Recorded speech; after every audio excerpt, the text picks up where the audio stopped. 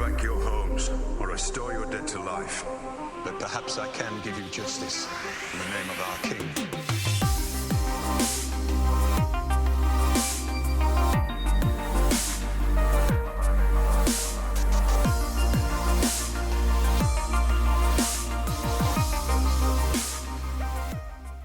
Westeros is home to many old and noble families. Some of these long-enduring houses have begun to quickly dissolve in recent events.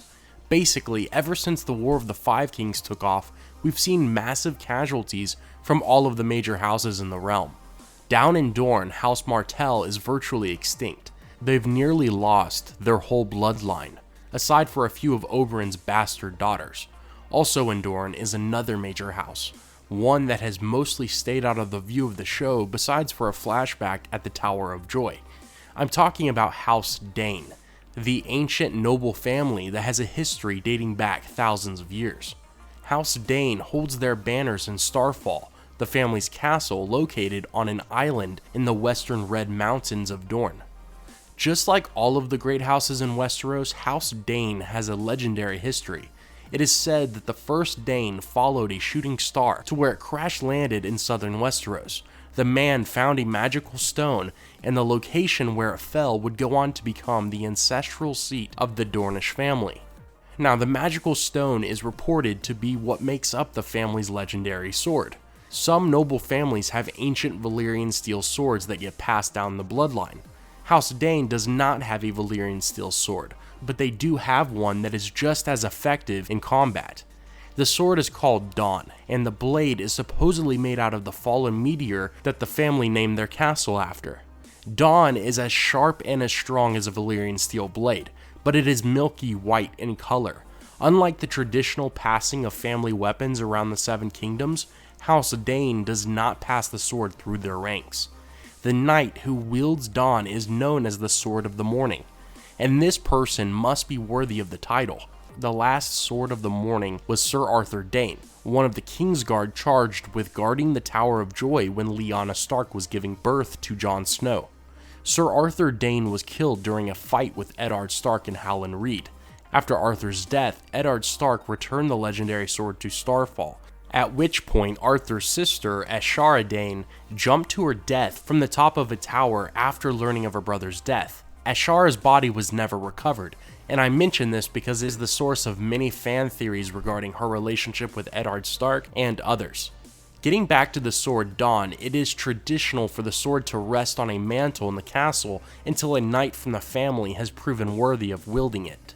Since Sir Arthur Dayne's death, there hasn't been any worthy knights. As far as we know, the sword is still currently residing in Starfall. This is a sad truth because the legendary blade is believed to be magical. Whether you believe it is the wielder of Dawn or Dawn itself that makes it such a legend, one thing is for certain. Even author George R.R. Martin has admitted that Dawn makes the warrior more effective in battle. In Season 6, we got to see the skill of Sir Arthur Dayne as he cut down Eddard's companions outside of the Tower of Joy. What's so special about the sword Dawn? Well, many fans believe it may serve as the prophesized flaming sword of Azor Ahai, known as Lightbringer. Other fans believe it may not have ended up in Starfall, but instead the crypts of Winterfell, assuming that Eddard Stark lied about returning it to Dorne.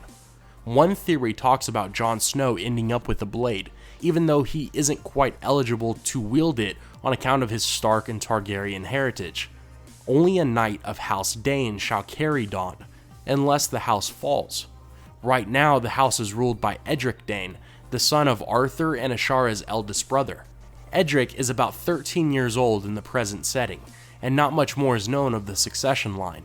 We don't know how many other true Danes are still alive, or if there are any strong candidates for lordship in the cadet branches of the noble house.